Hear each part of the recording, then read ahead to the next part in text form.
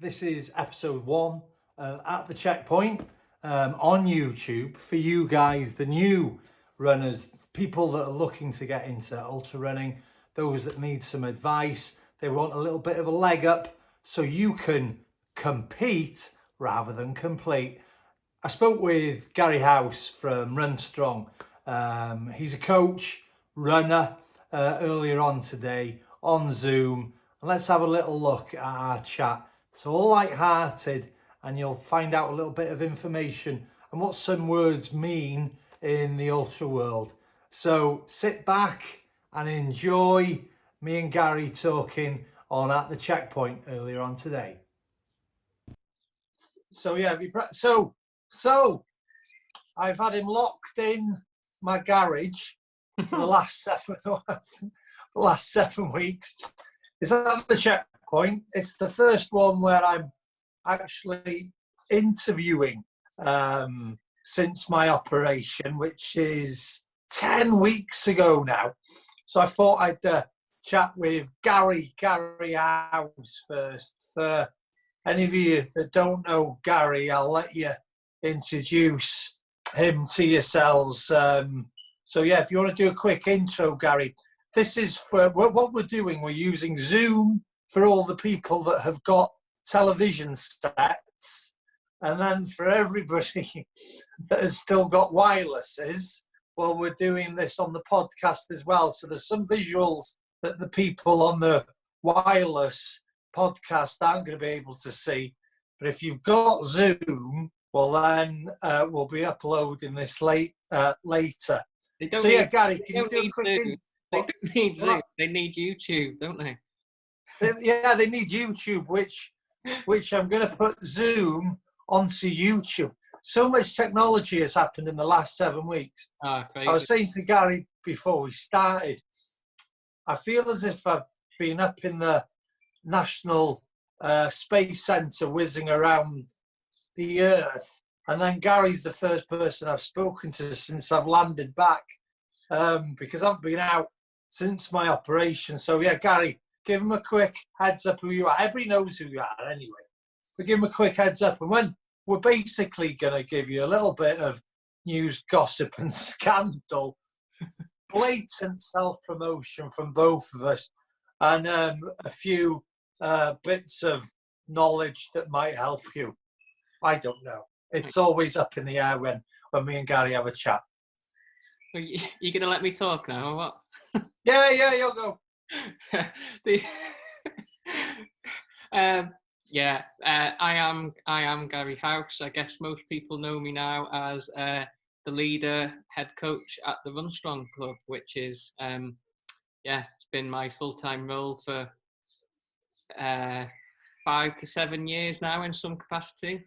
That's my main thing, coaching. Big into my trail running, mountain running, ultra distance running, and I got thrown straight into it off the bat, really. I'm hopefully trying to, I just want people, as a coach, I try to make people feel good about themselves, but I can also offer them a way of making themselves progress with their running, I think, and take all the kind of confusing out of it.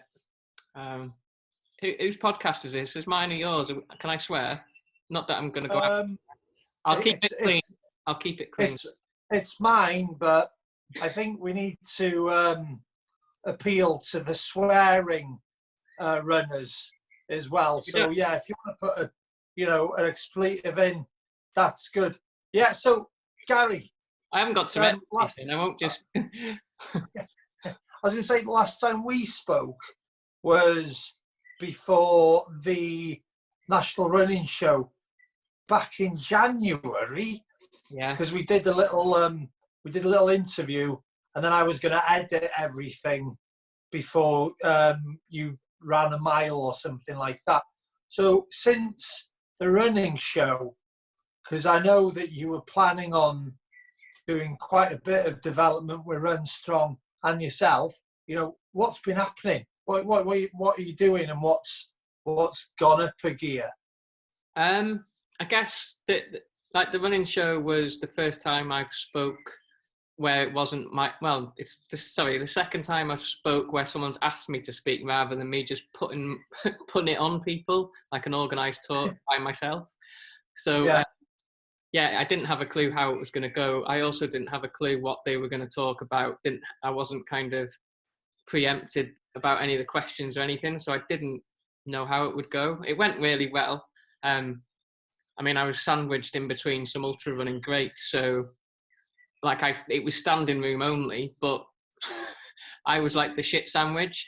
To be honest, it was like I was looking after everyone while they went to the toilet and that kind of thing. But I think the whole running show took me by surprise at how much I enjoyed it so much.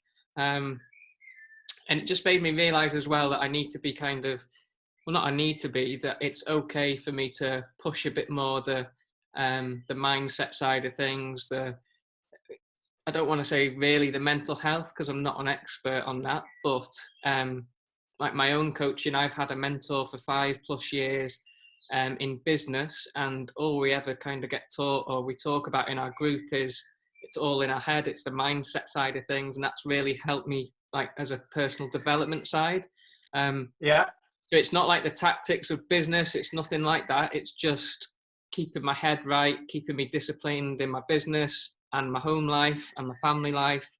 And I've tried to creep that into my coaching. And that's the only part of my coaching where I'm not as confident in, because I don't want to be seen like I'm meddling with people's lives and things, it can come across sometimes, but that's the way my coaching has been heading a little bit more. I can set everyone a plan. I can help you on nutrition. I can give you a good race strategy, all of that stuff, but none of it matters if they haven't got the rest of their kind of stuff together in order to put it into practice, if that makes sense.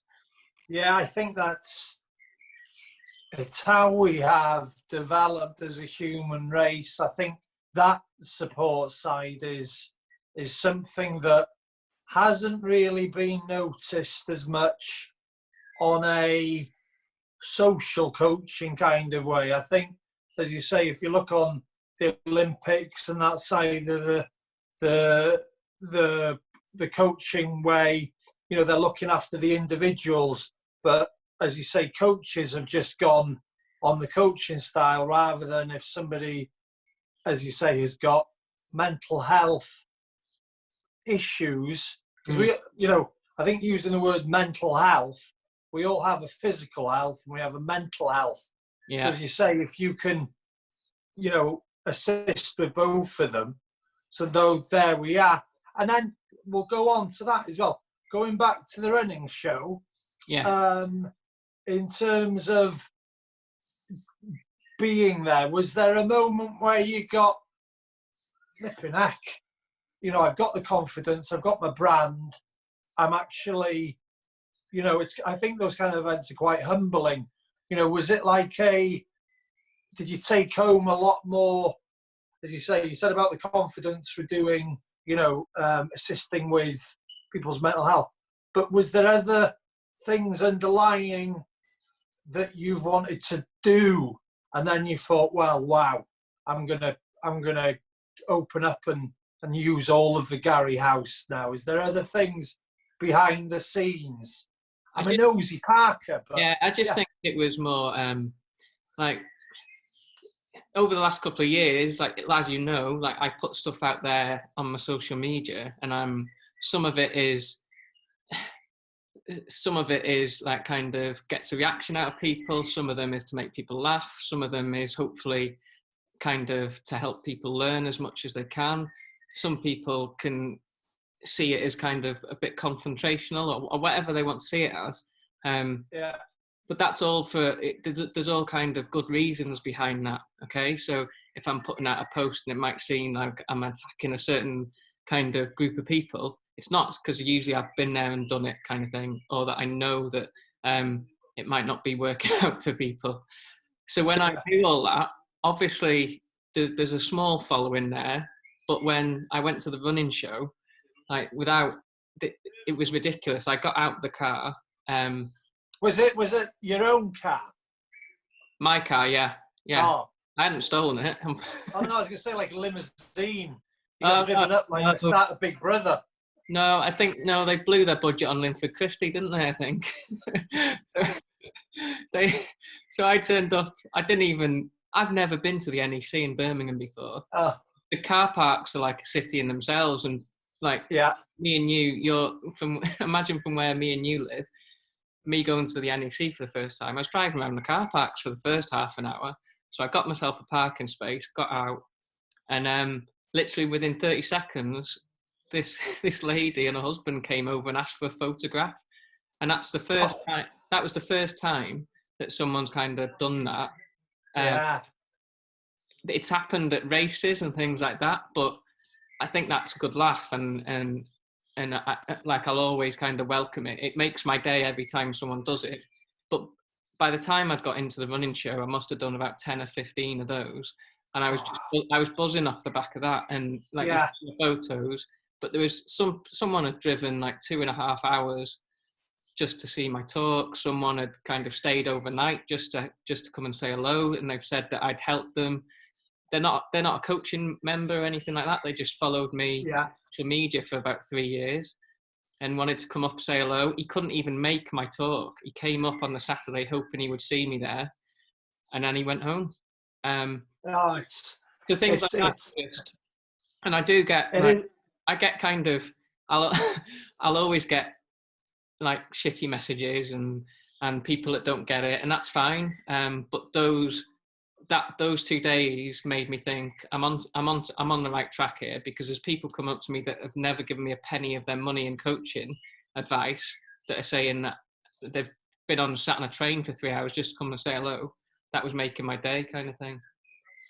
And you forget how many people actually, do follow you, Gary, and other people. Because just going back to the running show size, for people that haven't been, I decided to run there from my house or from my farm for the first year. I thought, right, let's make Preseli to Birmingham an international route, like London to Berlin or whatever. So it was over 5 days, and we navigated ourselves all the way across. It's about 40 miles or whatever a day. And then literally we stayed in Birmingham in the oddest hotel ever. You could still smoke inside those ashtrays. The bathroom was actually bigger than the bedroom area. And it was just the oddest place I've ever stayed in my life. And then we ran from the hotel from Birmingham Centre to the NEC, which is literally about 7 miles, whatever. And we got lost in the car park. It took us an extra hour and a half to find the NEC. And then when we got inside, people were saying, "Oh, what have you been doing?" I said, "Oh, we've ran here from my farm in Wales, 135 miles away." Cheers, mate. And they go, "What? This morning?" We were like, "Oh, is that another fan? Was that another fan?" Yeah, fan mail, yeah. Well, live of, yes. So they were like, we said, "Oh, we just ran 135 miles to be here." And he was going, "What? Did you do all that during the day?" And you're like, "No, it took us a week." But whenever you go into the running show, it's a mecca. As you say, you've got the Linford Christies of the world. You've got yourselves. There's the digital. I'm having a little plug now. There's the digital running show in June. I should know the date. It's the 16th and 17th. Where's now, that? Well, it's in the World Wide Web, and we'll be exhibiting. I say we, Beautiful Brutal. So all the events that I run, those will be there. But also, I basically bullied them into letting me chat there, because this year, whenever I was travelling down, one of my tumours started to play up on the train, and I ended up having to get an ambulance to come to the platform in Chirk and then travel back home. So I think, with the current situation where it is as if we're all on the National Space Centre and we can't get out, having a digital running show is such a good idea, because we're all used to Zooming and, talking, Facebooking and so on to each other. So that's on the 16th, 17th. Once again, that's a plug. I'll put the details in the notes. But yeah, going back, I'd organised a podcast with Laz from Barclay Marathons, because I managed to get one with John Kelly straight after the spine, and I missed it. And then Ted Jackson filmed Laz talking to camera, going, "Hey Hugh, you missed it, because if you're ever trying to do a podcast with the main man Laz, all he's got, I don't know if you've seen in his top pocket, his phone is, well, it's like a mini Motorola." Like a burner. And yeah, and I just don't know how to get the technology to talk to him. So yeah, that's to be continued. So yeah, going back now, right? Last 7 weeks, pandemic, blah blah blah blah. Talk that to death. I think myself, runners have got fitter rather than the other way. I thought everybody would have been, we got time off, blah blah blah. But it seems as if there's runners hunting for mini challenges and things like that. We've had to postpone all this year's races, but we've hopped on the virtual running because, we thought, well, the charity that, I collect for is the neuroendocrine tumours, two of which I've got. We did the Pentland Ultra virtual challenge. You're basically doing for yourself then? Yeah, it's just for me. It's for a new Breville and some Lego. Yeah. So we did that, and that's sold out. So being with my finger on the buzzer, hold on a minute. Sorry, I'm new to all this virtual. How do you sell out a virtual event? Well, we only had a certain amount of medals. The medal. Sorry, yeah. So because it was like a first kind of punt. Yeah. If I'd have ordered too many medals, I'd have just been skint and I had a massive row off my wife. So yeah, that's how we sold out. We only had a certain amount of stock. So, and what it's also doing, many businesses that were sponsoring of a monetary value, they're not going to be there next year because they're going to be concentrating on building their businesses up again.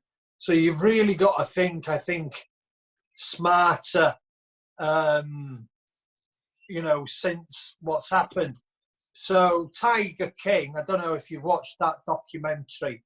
The next one we've got coming out is Carol Baskin made me run more than a marathon. And people got 30 days to walk or run more than 26.3 miles. And then they get like the oddest medal ever.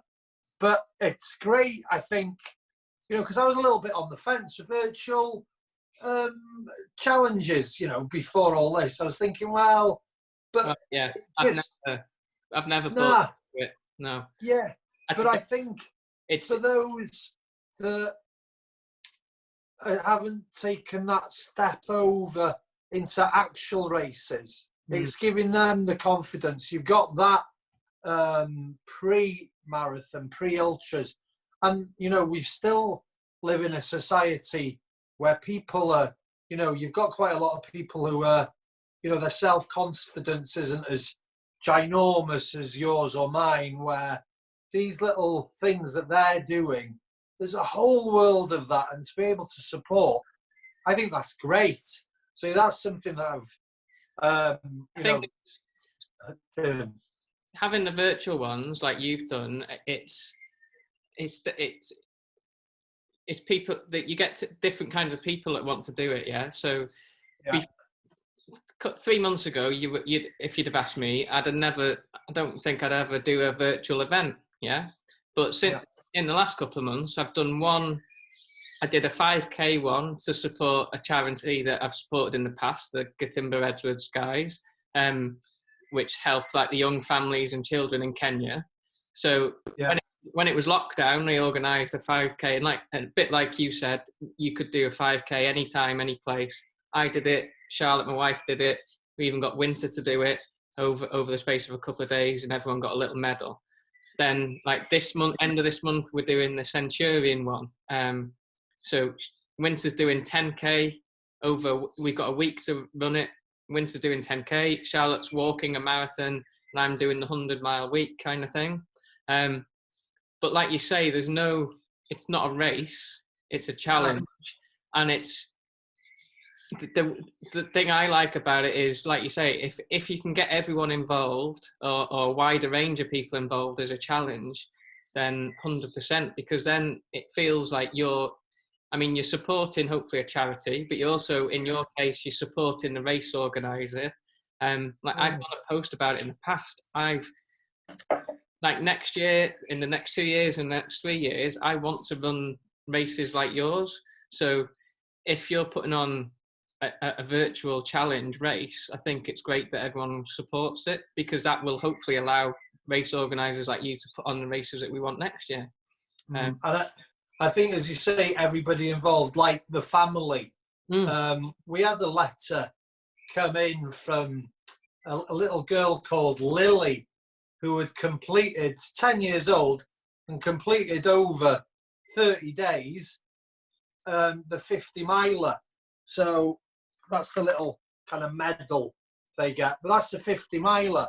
And you're thinking, these are the future runners. So potentially there's the whole kind of virtual races, which is the platform for children as well to get into running. And if there's any pathways for kids to get into any kind of fitness, well then, this is it. And, we work with nifty timing, and some of the races that we've got coming up, we've got an Office Dyke one, once again, for my charity. And the GPX is mapped out so the runner can see, or walker can see where they are. Coming through my back garden, are they? Because my back garden's on the Office Dyke. Yes, they are, and they get to have a free coaching session with you about it. So yeah, that's one of the things. So yeah, looking at your top of your cap, later on today, I'm doing a mountain fuel taste test. And because I'm not out running and all that kind of thing at the moment, it's going to be, remember food and drink? Like kind of where they taste the different wines and they do the foods. Well, I'm going to be using various condiments as well with the gels, because like I've used them whenever I've been running and so on. So I'm doing that later on, because once again, you use them, but a lot of people don't know how to use the gels that, I got my gels, blah, blah, blah, blah, blah, and I'll just stuff them down their throat. So it's one for the YouTube channel, which we're having an overhaul to just be specific for newbies, because you can see people with gels, but they don't know at what point and when to have them. And it's like, hang on a minute, mate, you're going to give yourself the shits. And you've only done 5 miles and stuff. But they brought out the new kind of like bars as well, which are delicious. I had the ginger one. But yeah, that's going to be a bit of banter, because I think going into the ultra world, I think it's people like, you've got the Kill and Jornets of the world, which sort of scare people off. You need people to bunny hop so they can see, oh, do you know what? Yeah, I can do that. Or it's not as scary, or as, it's more of, they can realise, as you say, what they can get out of it, especially on touching back on the mental health. It's like they can unknot so many different things. So yeah, definitely.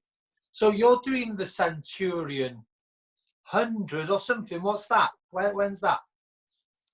So they're doing a one community challenge, it's called, because like yourself, they've had to postpone and cancel their races over the summer and stuff. James, the organizer, has put on. It started on Monday, and you can basically register to do 5k, 10k, half marathon, 50k, or 100 miles, and you've got the full week to complete the distance, and then you get a little medal or whatever at the end. So it was back about 4 weeks ago. Like you said, ironically, I've had the best kind of block of training for a couple of years now. I've had about 10 weeks solid training, kind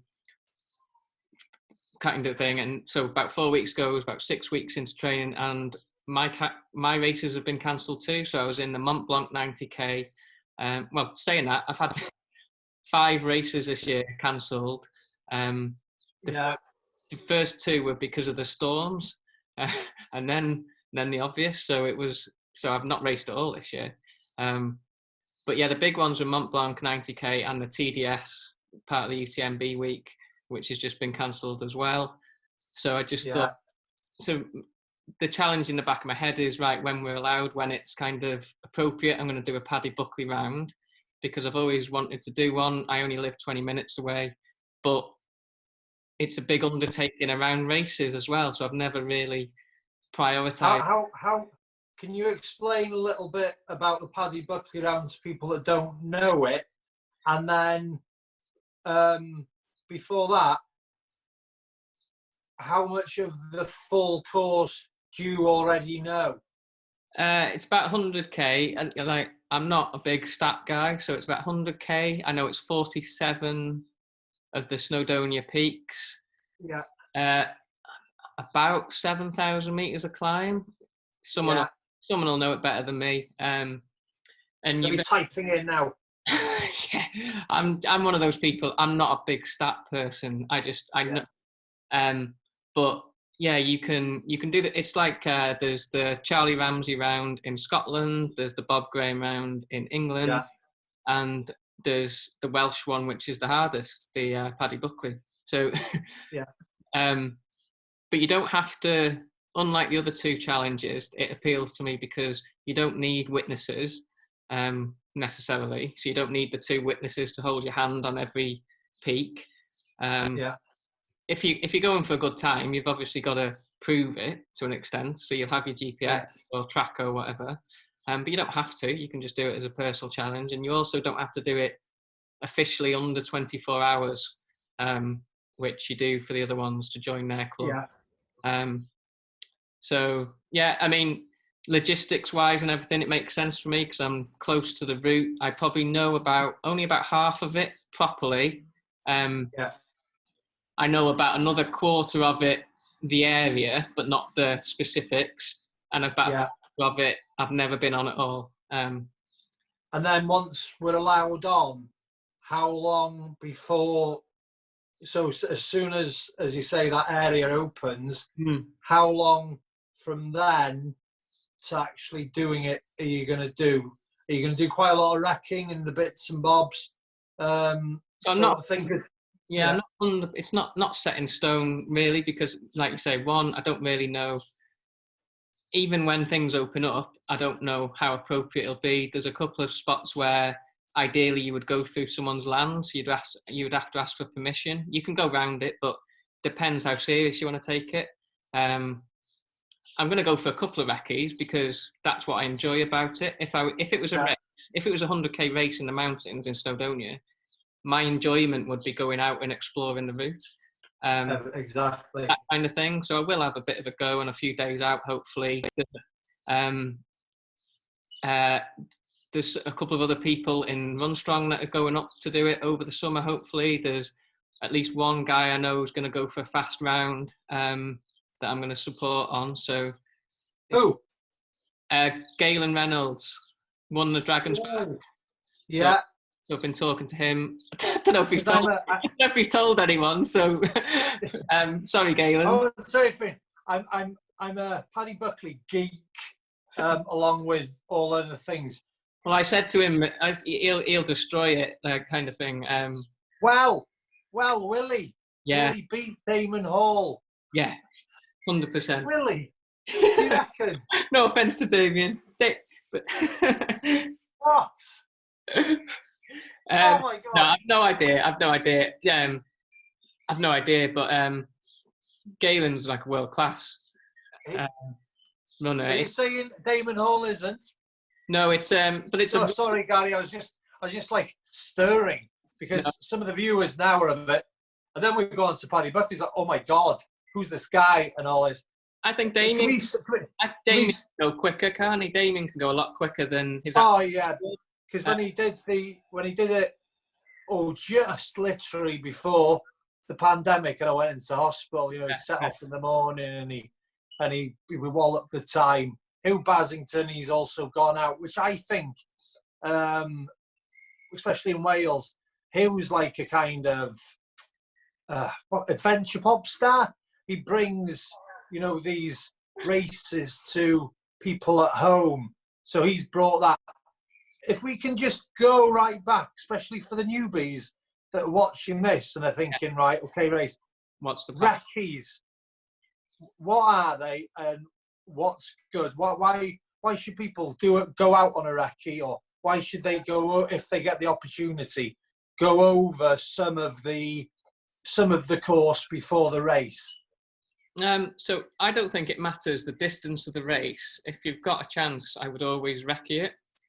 Yeah. It's one of those things, like you don't have to be heavily into visualization or anything, but if you know what's coming, you can plan a lot better. The shorter the race, it actually gets pretty interesting, I think. So even if you're in like a 10K trail race, if you're taking it seriously, you would know when to push, you would know when to back off, you would know when a long downhill, things like that. That's why fell runners will often go and recce 4 or 5 mile kind of fell routes and things like that. So there's a lot of it like that. But if you were new to the sport, especially, it just takes a lot of the pressure off. Like for the people that are doing ultras, say in my group, but it might be their first ultra, or they're new to ultras, or they're not that confident. A lot of it is the fear of the unknown. Yeah. So they're either fearing the distance, or they're fearing the terrain, or they're fearing how long they've got to be out for. Those kind of things. So it's like, right, go and spend a day and just go and walk on the course. Go hiking if it's in the hills. I don't mind how far they get. It's just getting a feel for what it's going to be like out there. And I think the anxiety of the unknown, as you just explained then, it just wears people out. That will tire you out. But fell running. People are either... So I did a training with the group, and people are either, if you're living in the future or living in the past, as in that's where your focus is, you'll have one or two things. So you either feel you're full of the anxiety, or you're full of the excitement. But those two things, as a physical feeling, they feel the same. So I could give you the same feeling, full of anxiety or full of excitement. Yeah. So the more time you can take yourself away from the future, take yourself away from the past, right now, and that's where the calm is. Yeah. Which I might not be explaining too well, but no, you are. And to feel calm, it's like, right, if I could plonk you on the course right now and you could just have a look around, you'd probably feel a lot calmer, wouldn't you? And it's like, yes, okay. So it's a bit like that. Take out all the kind of pre-race nerves, take out all the kind of worrying about your pack and all this kind of thing. Just go and explore the course, or at least the terrain and things like this. That takes a lot of the anxiety out. And even if it points you into excitement, that's a good thing. A lot of people, I think, mistake nerves for excitement. And even if they're not mistaken for it, I just say, well, just pretend you're excited then about it. Because if you've trained hard and if you've been putting 10 weeks, 12 weeks, some people put years into a single race or challenge, I'd argue a lot of the time that they're actually excited about getting to do it. They think that they're nervous, they think that they feel anxiety. Sometimes they're building up excitement and it just feels the same. Yeah, and you can, as you say, train the brain. Mm. You can cheat it, and it's amazing, as you say, to put yourself in the moment rather than, oh, this is, because I remember I was speaking with Craig from, he's one of my pals. He's been on the podcast before, and I was asking him for advice before the Marathon des Sables, and he goes, Hugh, just have the mindset, instead of thinking, oh my God, I've got to go up that big dune, change it to, oh, I get to go up that big dune, and then I've only got a few more left. And it is, as you say, it's all there. And I think, going back way to the start of this conversation when you were saying having a coach that can give you both, it's so important. And I think what I've learned over the last 7 years, you know, I've put into practice over the last 10, well, since being diagnosed with the tumours in October last year, and then since the operation, which has been tough as shit at certain points, you know, then it's resources that I've learned ultra running that I can put into practice. Because I think the word pain cave, which was really popular, and I've always thought, and this was before I had, you know, my tumours or the heart operation, I've always thought, don't complain for something that you've signed up for. No. You know, it's like, there's no you signed up, mate. There's no pain in ultra running. This is what they don't want. This is what ultra runners don't want to tell you. Like, speak to a 1,500 meter track runner about pain, or speak kind of thing. Yeah, in running, going for a windy walk for 10 hours isn't painful. And smashing a load of food. It's the people on the track and in the gym every day and things like that, killing themselves. That's a bit of pain in running. But ultra running, nah, it's not. Nah. It's not. It's not when you, like you say, when you're saying that the ultra running has kind of prepared you a little bit for this, and it's the same kind of thing. You're not, like today, you're up, you're producing stuff for your channel, you're constantly kind of researching running, you're just a big fan of the sport, but you're not moaning about the fact that 2 years ago you were like running the fell races, and you're not kind of planning for running a race in 3 months either. You're just doing today, aren't you? Exactly. And I think, you know, I sort of, as soon as, you know, we're going off tack, but it is relevant. When I was sort of diagnosed, it was like, whoa. And then it was like, okay, I need to tack off and do stuff. So, you know, got straight into Buddhism, you know, that I've started practicing that for mindfulness to set up my day. I was also like, right, I can't get to races now. I can't run. So we've got like the ambassadors at Beautiful Brutal. And then I thought, you know what? I'm going to try a podcast. And it's just rocketed because, one, I come from business development. So hopefully the guest will talk more than me. And then I've, you know, also got contacts where we can do giveaways and so on. You know, we've started a clothing brand because I thought, you know what, you know, you've got the running clothes, but why don't we do some kind of like surf gear, but in the mountains? So I'm wearing one of these right now, and we've even got these coats. You know, you see these really smart. Look at me as if it's turned into a QVC channel. For everybody's listening, just imagine just pure, beautiful coats. So yeah, we've got and it's like Beautiful Brutal. And oh look, we've got like the truckers caps because I'm on a curfew. We've got to be quiet because my wife's working remotely next door. I've been put on a curfew now with my trucker hat purchasing because it has gone bananas. I've seen I've got over 200 and it's just ridiculous. So anyway, truckers hats. The Goring brothers is one of my I'm inspired by them because they do farmyard, they do like different animals. So I thought, let's do different peaks. So we've got Knecht on one, and they're going to be a part of the online shop. But yeah, going back, self-promotion. But it's one of those, if you hit a wall or you get, you know, where you have to do something else, if you're prepared, going back to ultra running, the anxiety isn't there. You know, you've prepared everything up. So totally agree with that. So Paddy Buckley, what time are you going for? No idea until I have a decent look at it. Like, I'm also don't know if I'm going to do it supported or unsupported. I don't know if it matters. Because people can join in at different points. For newbies, once again, supported and unsupported, it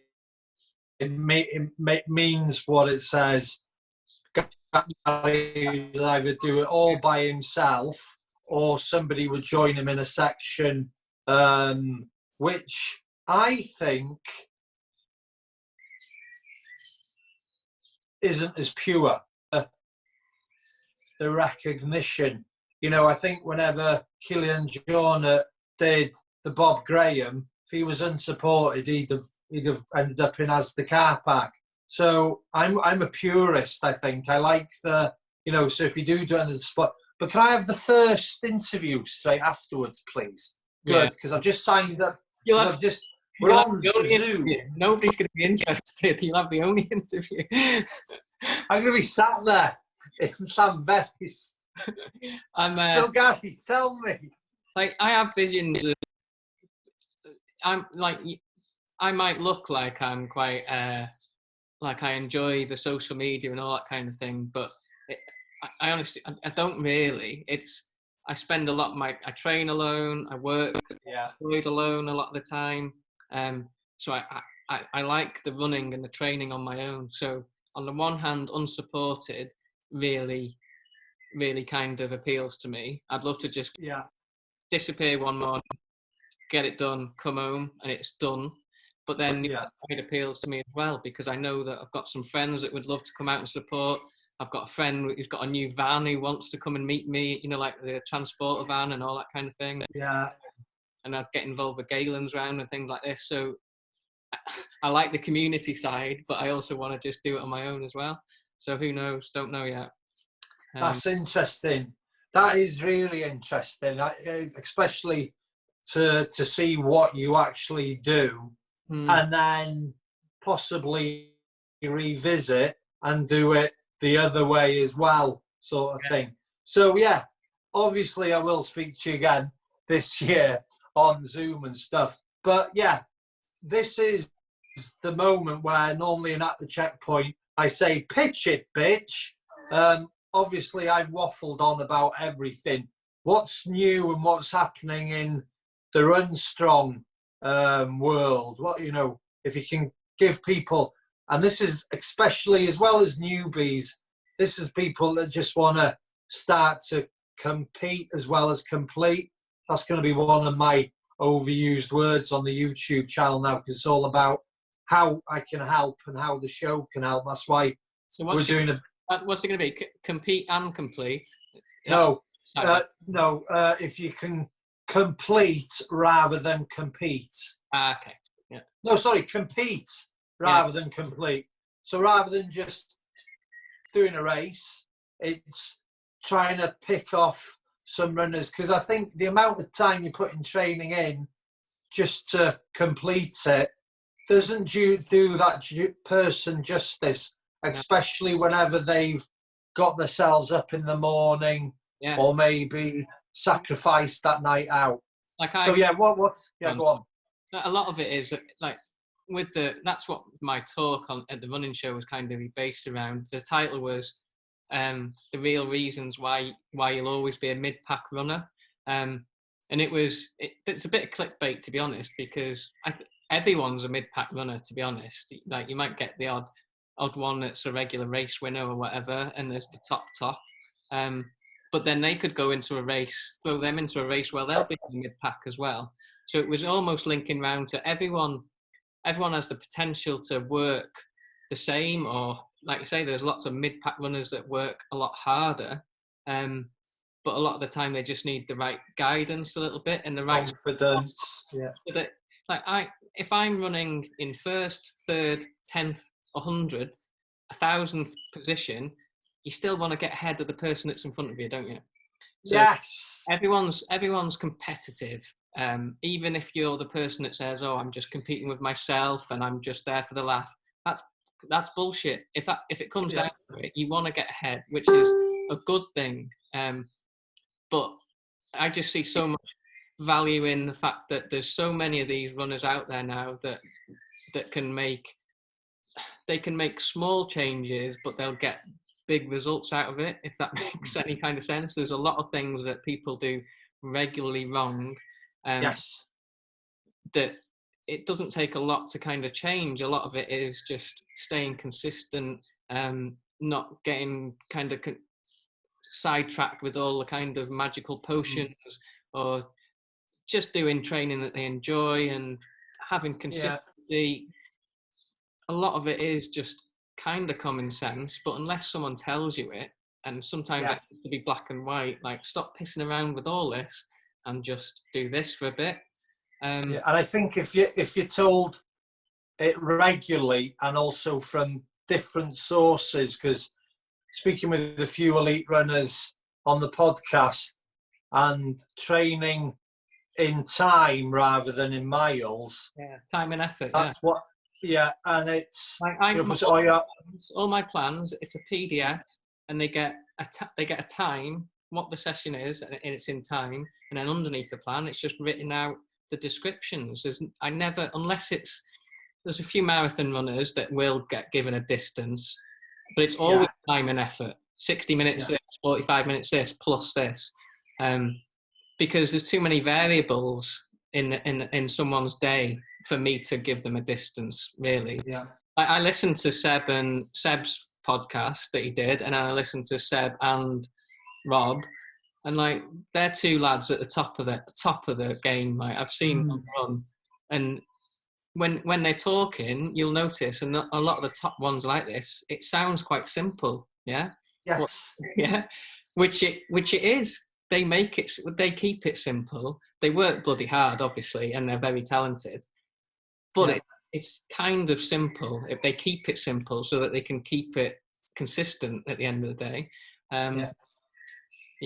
People like to make it complicated, because then if it's complicated, there's something to blame. I used to teach this when I was a PT and things like this. If you make it complicated, then you have something to blame when it goes wrong.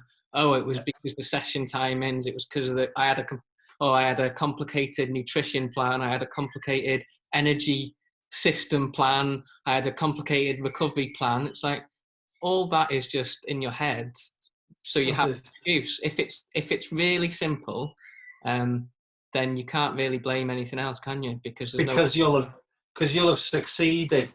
And that's it. That's why you see a lot of people getting, like, as long as you haven't been affected by the current situation, which obviously a lot of people are, there's a big chunk of people really making great progress at the minute with their running. And that's because they haven't got fucking races every 2 weeks to kind of negotiate. You could hear like Seb and Rob talking about the fact that the kind of squashed up calendar and that they would just drop races. But then when it comes to the mid-pack, call it, and me included, I've done it in the past. If you stick an ultra every 2 weeks for 6 weeks, and you wonder why, you're not training, you're just recovering. You're trying your best to recover, or carrying an injury for the full summer. And I think it's going to be really interesting to see some of the times as soon as lockdown's over with the big races or any races. There's local races and the local runners that have been consistently training, the times that they've been coming out with, because I'm a Strava stalker, and you're just looking at people's times just getting better and better and better. So I think it's given everybody the opportunity. and people have taken the opportunity. Mm. So yeah. So all I keep saying to people is, because it's also okay on the other side of things. If you don't want to train hard, if you don't want to train, that's fine too. Yeah. But I don't want people to come out the other side and regret and things like this. So even if it is just getting out for a walk on your own or with your family more regularly for 3 months, for me that would be a massive win for that person.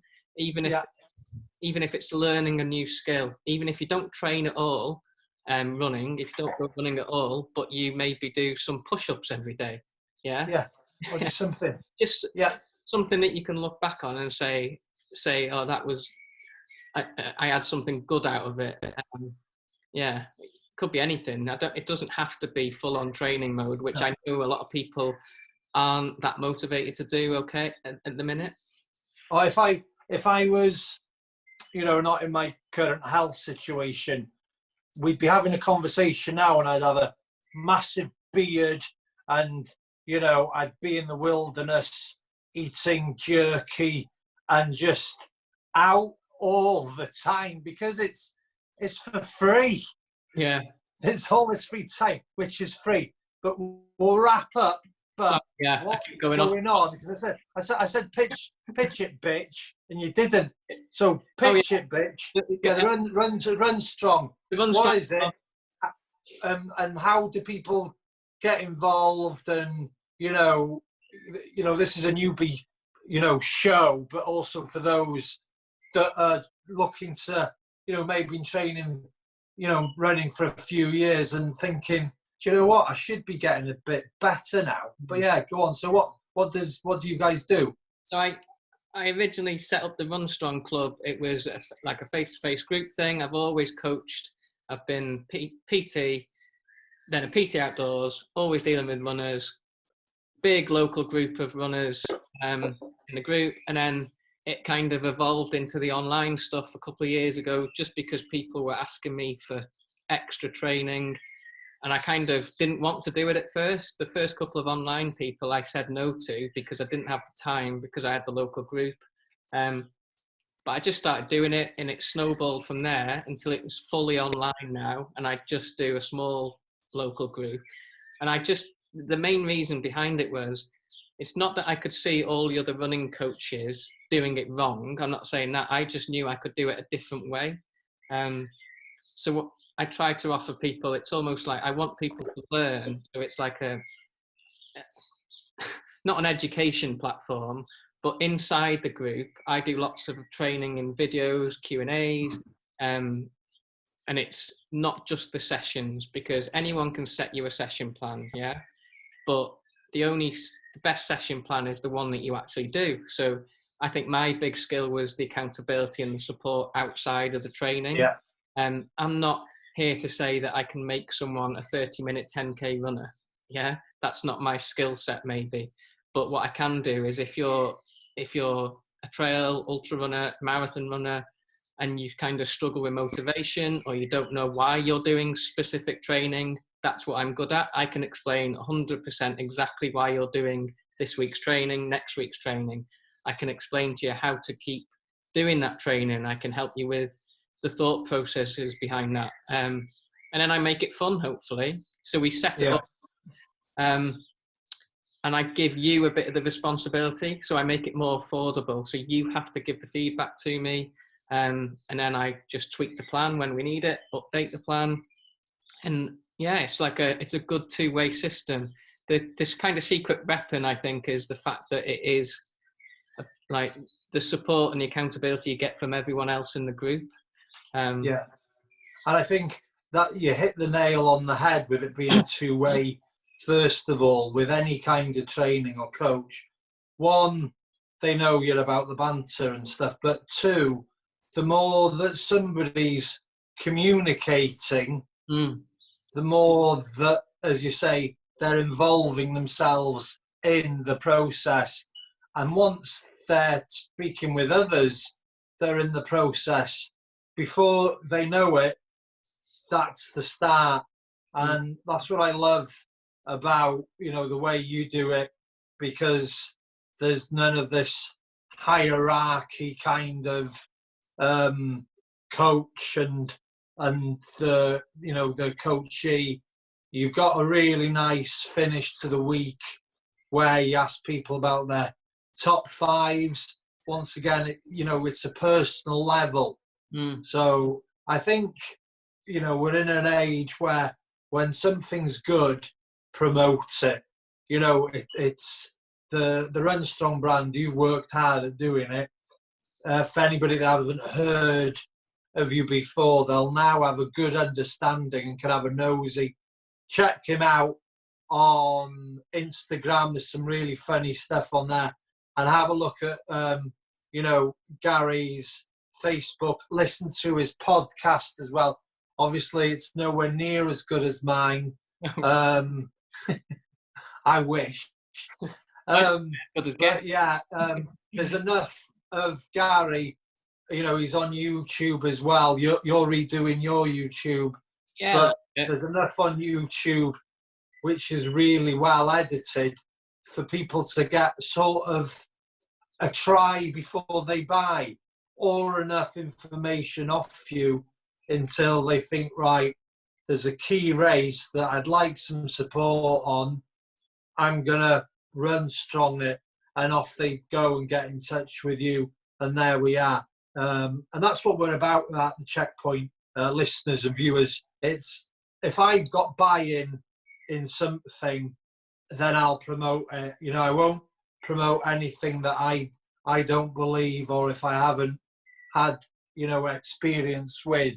We've covered some little nuggets for newbies, like how recce's work and so on. So we'll have an update again. Send me all it. What don't tell anything, because I've no idea how my Zoom works. Gary's recorded all this. He's sending me the audio. Yeah. Sending me the audio to upload on podcast. And I'm going to be doing a taste test with mountain fuel later on. And I'm drinking a laxative to help my stomach tumour. So I'm so excited. I think I am going to shit myself. What are you drinking? Are you drinking wine? Sparkling water. Sparkling water and laxative. Just haven't Love got it. glasses knocking about. Gary, as ever, thanks ever so much. Thanks for coming on at the Checkpoint. And we'll speak before the Paddy Buckley. Anybody who wants some information about Gary and everything we've talked about, I'll put in all the notes on YouTube. Christ, I've got lots to do. And in the notes, in the podcast and Instagram. Hey, Friends Reunited. It's a good job you got sick, isn't it, with all this work you've got? I know. It's like, wow. Yeah, so thanks to my bionic heart for giving me the time. As you say, you've always got to look for the positives. When I go to bed, it's 5 minutes past 12 in the afternoon. I'm going to bed, I'm exhausted. Anyway, as ever, Gary, thanks ever so much, and we'll speak to you soon. Yeah, you have to work out how to switch it off. Keep cheers, buddy. Bye.